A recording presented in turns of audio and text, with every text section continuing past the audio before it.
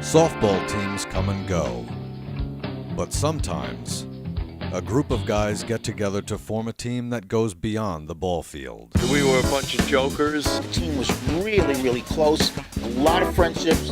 We weren't a superstitious bunch, we just wanted to play ball. We were, just into it. We were focused. We were a very tight group. The job was secondary on our minds, even though it should have been first. Then some of us were just drinking too much at the time when we were too young.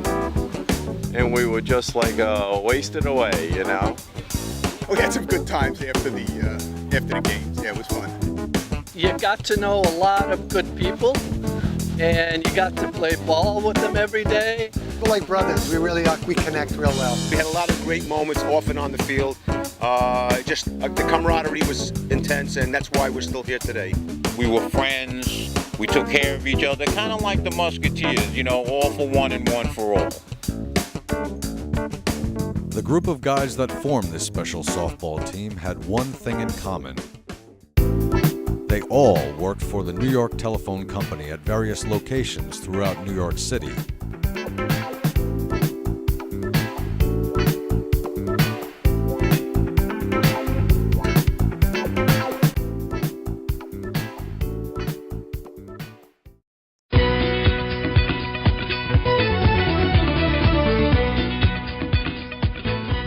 It was the 1970s.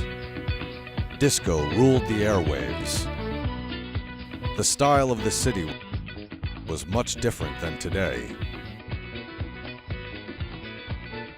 What began as just a softball team between co-workers at the New York Telephone Company years ago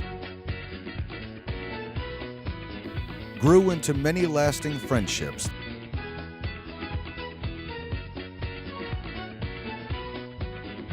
that would stand the test of time.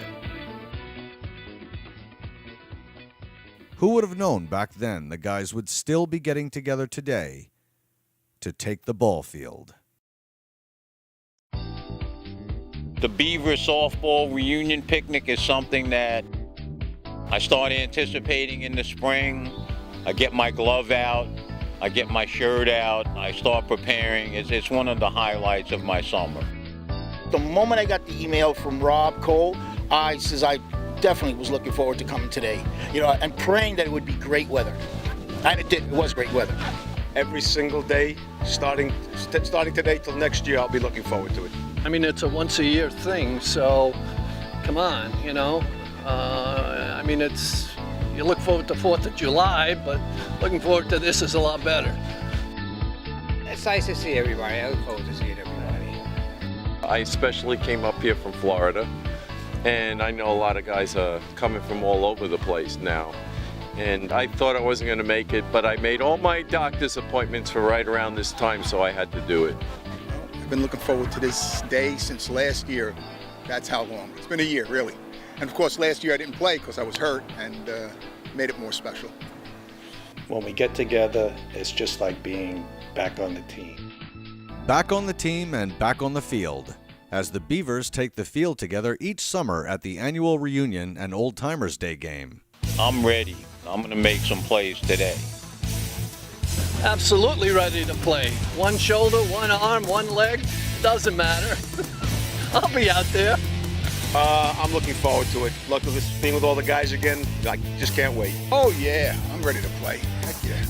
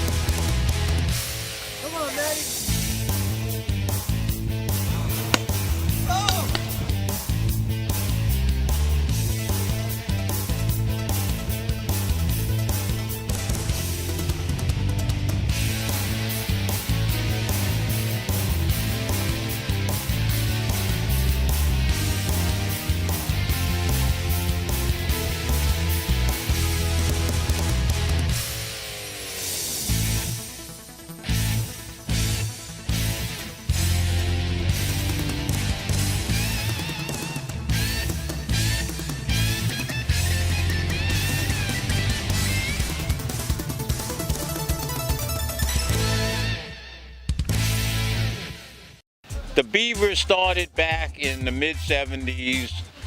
A bunch of telephone workers were sitting around the break room. We had a softball team called the Sluggers. We started the Beavers back in the 70s, and we just started out with, I think, the Condors. Then we went to the Sluggers, and we all melded together beautifully. Well, I guess it started out of the 79th Street Sluggers, which was a different team for New York Tel at 79th Street.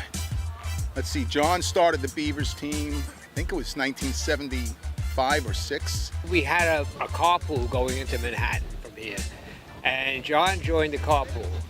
And as we were talking through the ride back and forth, I discovered that he was an athlete, he liked to play. So I asked him, I said, why don't you come join our softball team? We had something called the Slovakia Sluggers. I decided at the end of the 79th Street Sluggers year that maybe we should make some changes. There were 2 or 3 teams starting out. The original Beavers started out with Tony and everybody and Matt. It was an offshoot of some other teams we had over the years. So I asked to manage, and that's how it started. You know, we got this group together, and we stayed together for, I think, about 6 years. Of course, it was all a group decision on the Beavers' name and the rest of that, but that's how the Beavers officially started, even though it was a different team for a few years before that. We needed to come up with a name of our softball team. Some names we couldn't use because they were a little risque. One guy decided to be cute and come up with a name that's a nickname for a female anatomical part. At the time, I think we were a bunch of womanizers. And we didn't really think that was cool. You know, I think Tony came up with it. You know, I don't know. That's a good question. That's a Beaver archival question. How did the Beaver name come up? It was actually Andy Sessa. I remember he's the one who came up with the Beaver name. And the moment he mentioned it, we all just went for it, you know. And since then, it's always been that way. We kind of worked it out that the Beavers was going to be a busybody team and something that works hard. Working animal, we came up with the Beaver. And blah, blah, blah. And we convinced ourselves that the Beavers was the best name. We were in a league where teams had names like the Prisoners of 2nd Avenue, the Broadway Gang, the Spoilers, the Boozers, a bunch of tough guy softball names. We took Beavers and made it into something more symbolic of a family-oriented, hard-working, industrious bunch of guys. So we adopted the Beaver as kind of a mascot, and the Beavers got their beginnings with that in mind. And so the Beavers era began. While the guys may have known each other on the job, now they had to get to know one another on the field. And although the team was not a superstitious bunch, certain guys did have their routines. I guess each individual guy had his superstitions. As a team, no. Now, when we went out there, we were a team and there were no superstitions. I had a few superstitions. I used to have a Miller nip before the game, and I used to be chewing on a pound of gum before every game, and I wouldn't eat lunch that day of the game. I never used to like to step on, I personally, superstitious, wouldn't step on the foul lines. I always tied my shoes the same way. I always ate the same food before game. And I used to wear stirrup socks. And I always used to wear the stirrups with the high side towards the back and the low side towards the front. I just had to wear them that way. He said, I don't know if it was right or wrong, but that was my superstitions. Absolutely not, no. No superstitions. Superstition. While there were only a handful of ball players on the Beavers with superstitions, there were more than a few known for tearing up the base paths. Although the title of fastest Beaver seemed to come down to 2 guys. We had a couple of burners on the team. If there was a foot race to determine who the fastest was, it would always be between Ralph Gonzalez and Matt Senator. It was a crapshoot who would, a coin flip who was faster. Andy Sess was definitely one of the quicker guys on the team, I would say. Fastest guy on the team was Matt Senator. Matty was very fast. Matty was probably the fastest guy until he hurt, but he always hurt himself, so it slowed him down a bit. Ralph Gonzalez was by far the quickest on the team. We all tried to emulate Ralph on the base paths. Mr. Ralph Gonzalez. Yeah, he ran so fast that a tree would come up, he wouldn't even know it, he could run right into it because he didn't see it, he was running so fast. He could get a fly ball to left center and run out there, and that ball would fall 10 feet in front of him instead of 10 feet behind him. He was just too fast, if there is such a thing as too fast. You know, in his heyday, Ralph Gonzalez, nobody could beat him running around the bases. Bar none. Ralph, fast. Fastest guy on the team was me. I mean, some other guys might argue as the fastest guy on the team was me. Few would deny Ralph's speed on the base paths. In the outfield, both he and Matt Senator used their speed to make some tremendous plays, often frustrating Beavers' opponents and sparking some intense rivalries. We used to have, way back in the day, we had an arch nemesis called Teletype. They were a nasty team.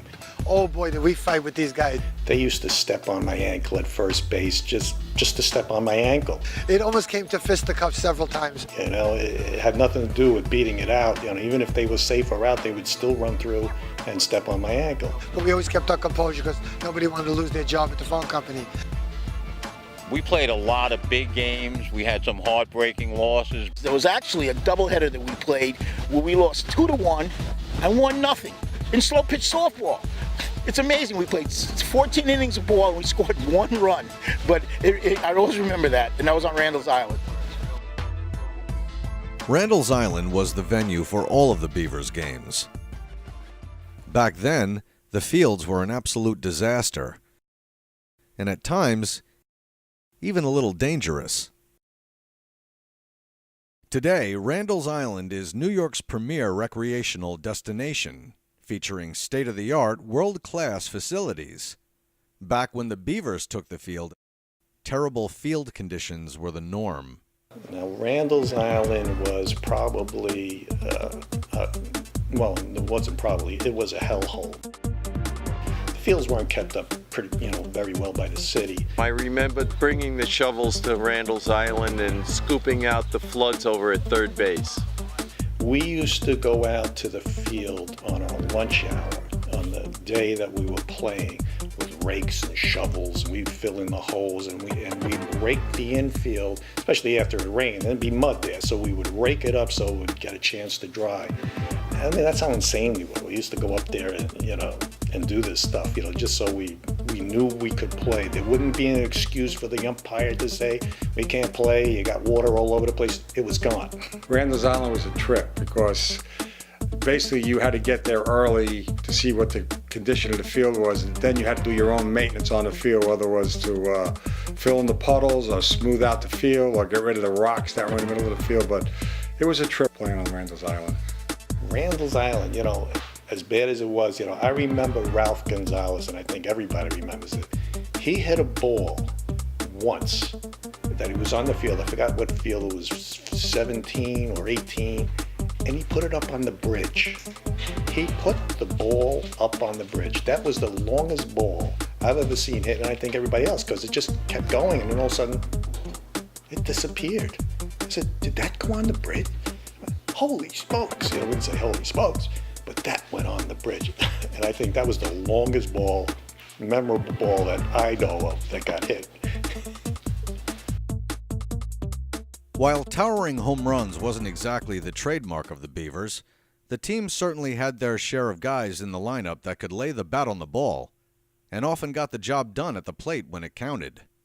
We all had spurts, Sometimes we couldn't hit our weight. Sometimes we would just destroy the other team, and we had a couple of good years where we would do great. We had some really good bats. Andy Sessa was an excellent hitter. Andy Sessa, he was like, I guess like a rubber band, and he was up there. He was just so loose, and he would just be moving around, and then all of a sudden, bang, he hit the ball, and oh, there it goes.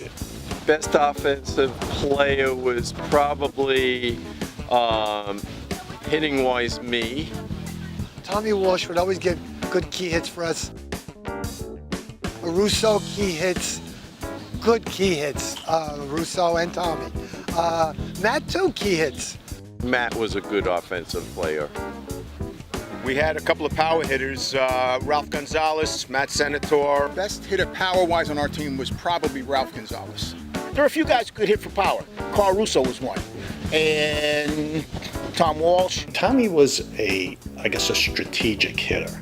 He used to get up and survey the field and the situation, and I think that went into a lot of his batting. Like if he knew he wanted to push the guy over to the base, he would, hit it to the opposite field. There was a lot of players that maybe didn't have a lot of power, but they hit in the clutch when it was needed. John Cole was the best hitter on our team. Best bat was John Cole. He batted 650 to 700 on a regular basis. Best hitter on the team is for average. More often than not was John. John Cole was most consistent. John Cole was a very good hitter in the clutch. He was one that we could rely on the most for getting multiple base hits throughout the season and in a game. In addition to some clutch hitting, second baseman John Cole also helped anchor the middle of the Beavers' infield along with shortstop Jerry Track when he wasn't sharing the team's pitching duties with Steve Martin and Peter Solicito. Still, it was the Beavers' defense that kept the team competitive for so long. The Beavers prided themselves on being a great defensive team. The trademark of our team was probably a team that played really good defense. Our trademark was we were a good defensive team. Couldn't hit for shit, excuse me, can I say that? We were a terrible hitting team, but we always won the close games, and we always made it to the playoffs. For a softball, slow pitch softball, we were fabulous in the field. We had a fabulous infield. We were known and revered as being one of the best defensive teams in the league. We used to call it the steel curtain. Our defense kept us in all the games. Our games are mostly 3-2, 2-1, and very close games. We had a big win one year. There was this old timer when we were younger that on the job, and he used to think we were BSing about how good we were defensively. And we played a team called the Prisoners of 2nd Avenue. We shut them down. We turned 5 double plays in the infield. We beat them 13-1. And this guy at work the next day said, I never thought that I'd see slow pitch softball played at the level you guys played. We played for so long that it got to be like clockwork. You didn't have to think about what you were doing. We rarely ever lost because of defensive letdowns. For the majority of the years, as we were the Beavers at that time, was Tony at third, Jerry at short, John at second, and myself at first. That was a majority of the years. The most impressive one at the time was Tony the Scoop Pignataro. Impressed me. Tony at third, and the man had a howitzer for an arm. He used to make me nervous when he threw the ball. He used to hold on to the ball till the guy was like a step away from first base and then still beat him to the bag. I'd have to say we had 2 defensive players that I looked up to. One was Matt Senator, our left fielder. The other was John Cole, who played a brilliant second base. John at second base, the pivot man in the double play, nobody got rid of the ball faster than he did. When it was thrown to him and he would pivot, it would be like it ricocheted off him. It was just so quick, and it'd be in my glove, and we'd beat these people out at first base by steps, not by inches, but by steps. It was just automatic. The best defensive team we ever had was when John was clogging up the middle. The best defensive player we had on the teams is back in those days. I would have to go with Jerry Track, Matt Senator, and very, very close in that, I said Andy Sessa was in there also. We had 2 or 3 outstanding defensive players. Tony Pignataro, Jerry Track. Jerry at shortstop, he had just as good an arm as Tony, but he used to play with me after a while. He used to throw me curveballs. You know, just because you knew he had him beat by so long that even if the curveball fooled me and I dropped it, I had plenty of time to pick it up. Defense first, play like a team, play hard, never give up, play till the last out, never let anybody keep you down. And rarely did an opponent keep the Beavers down for long. A tenacious bunch, the Beavers were determined to overcome defeat by some of the top teams in the phone company. There were some teams that we wanted to beat, that we had stretches for years that we couldn't beat them, and we used to talk about them, and then when we beat them, it was a major accomplishment for everybody. We used to play the Broadway gang a lot, and we used to lose to them a lot. So I remember somewhere into the 5th or 6th or 7th season, we were playing really well, and we were going to play the Broadway gang a doubleheader. And I think we had one game off them over the past 5 seasons, and we went ahead, and I'll say it was a day that was really good, and we beat them on both ends of a doubleheader, which led to us winning the title in the league that year. After about 5 years of trying to beat them, we finally beat them, and it was like, oh, you think we had won the World Series. It was so great. I remember there was one game we played the week before. I had hit a home run to get us into the playoffs, and I slipped going around second base, so it wound up as only a triple. So we still hadn't won. Then Ralph got up and he hit a base hit, and I scored the winning run. But the following week, we were playing the outfield. I was in right field, and we weren't scoring any runs. In fact, it was 0-0. And late in the inning, somebody hit me a ball, came running in for it, held up my hands, right off the tip of my glove. I don't know how that happened to this day, but when I came in, everybody just told me, you know what? We didn't score any runs. Don't worry about it. Staying positive and being a good teammate was a big part of what led to the Beaver success on the field over the years. And that chemistry was apparent off the field as well. We used to get together twice a year. Each winter and each summer we had a party. We called it the Beaver Party.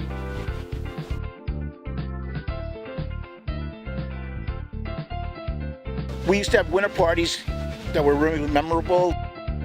Gave us a chance to get together as a team at someone's house.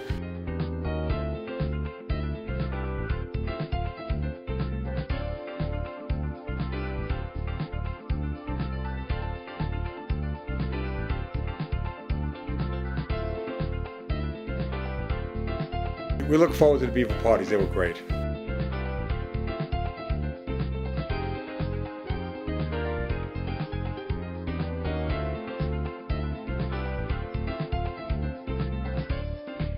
There were some wild ideas when it came to decorations for the parties.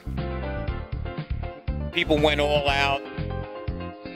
We used to make beaver cakes, beaver candy. That's how into being Beavers we were. The bond between Beavers was clearly strong. And while the team stopped playing in the early 1980s, the relationships that developed between many guys were maintained over the years. And today, the Beavers still manage to take the field together once a year. I look forward every year to coming out to Wantagh to get with Beavers. Some guys I see all the time, some I see once a year, but you know what? It's like we never left. We've got these reunions going, and the same guys are showing up, and when a guy doesn't show up, it like really breaks his heart. Getting back together with these guys is one of the highlights of the year. It really is. I mean, we do other things, but it's something I look forward to every year.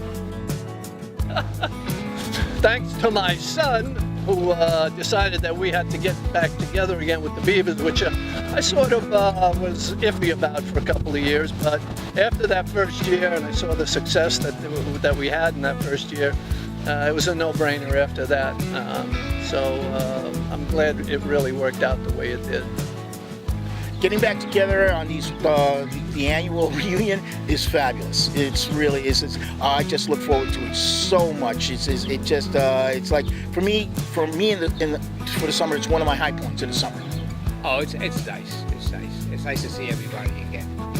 And see most of the people I see during the year anyway. We play golf together. We do other things together. But it's nice when everybody gets together. It's great. Everybody's looking pretty good. You know, we don't move that fast, but we're still, our minds are still there. Oh, I look forward to this tremendously. It's not only a reunion of the softball team, it's a chance to get together with some of the guys you worked with. You know, as I knew a lot of the guys not on the Beavers team, but as working in other parts of the company and being in touch with them that way. So it's a good chance to see them once again. You know, the guys like Ralph and stuff, you talk with them on the phone, but you don't really get a chance to sit down and have a beer somewhere. It's a great time to reminisce and remember, and that's what we do. I look forward to that very much. Well, I thank Rob for doing this. Rob Cole for putting this all together, because really none of us probably would have the initiative to do it, and Rob keeping on the tradition of the Beavers really means a lot, knowing that we started something and Rob is finishing it.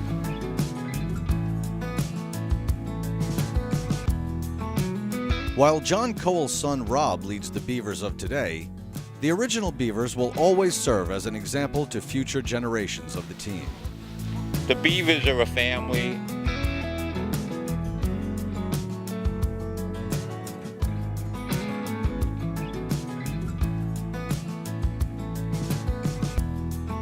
The wives.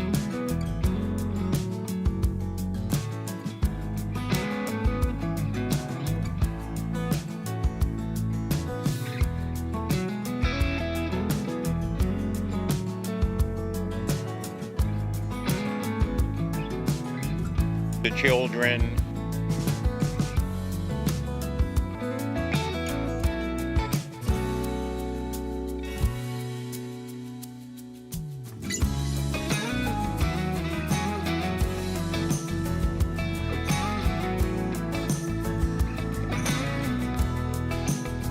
The guys played hard, they partied hard, and we were fortunate to be a part of it. The best part of being on our team, aside from winning, was the people we played with. It was really a great group. I just get a good feeling coming out here, being with people that I know love me and want to take care of me. The camaraderie we have. That's why we're still here today, 40 years later, because we're like brothers. We really are, we connect real well, all of us. We're all good people.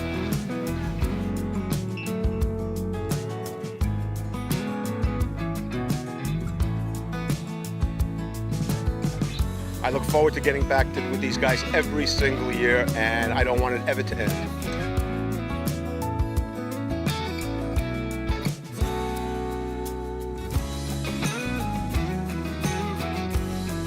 The Beavers have been then and now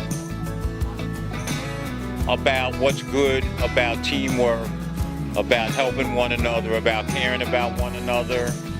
It's even more true today. My fond memories of the Beavers is I call them friends.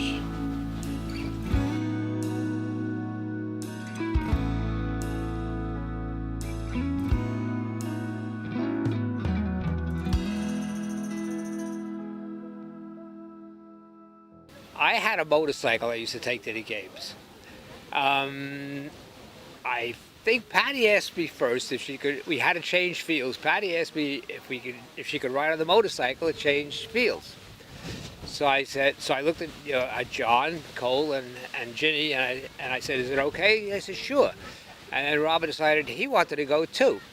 I didn't know what to do. I said, "Okay, well, I'll come back and get you." Not good enough. They both wanted to be first. Now this defies the law of physics. It can't happen. Somehow or other we got through it, and we all rode to the game eventually.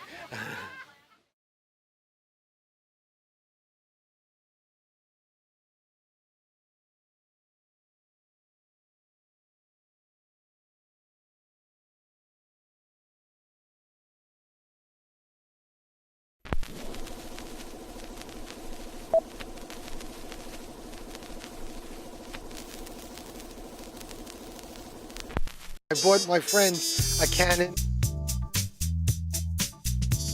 nice digital camera, $200. She fell and broke it. She rode Canon. They said, send us back the camera. They sent her a brand new one.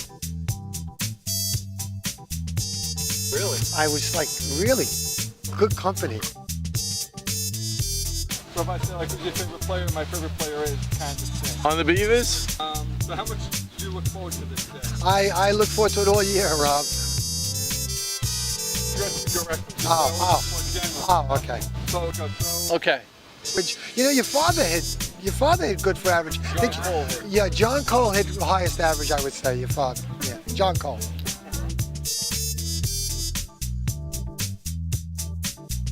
So put my questions in your answer. Okay, sorry.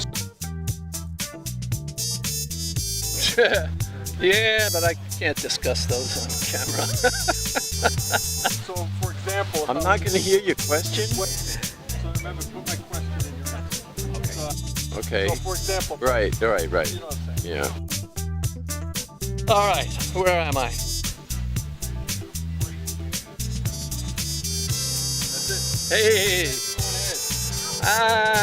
Nah, nothing there. This is just too cool. Well, he did some punch. Well, the preacher just got right on saying that all I had to do is send $10 to the Church of Sacred Bleeding Heart of Jesus, located somewhere in Los Angeles, California. And next week, they say my prayer on the radio, and all my dreams will come true. So I did. And next week they had a prayer for the girl. Well, you know what kind of eyes she has.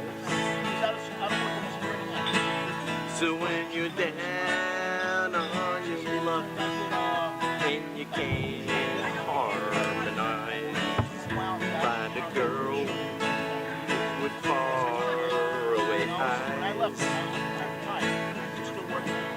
And when you're downright disgusted and life ain't worth a damn, get a girl with faraway eyes. One more time. So when you're down on your luck, I know you all sympathize. Get a girl with faraway eyes. And when you're downright disgusted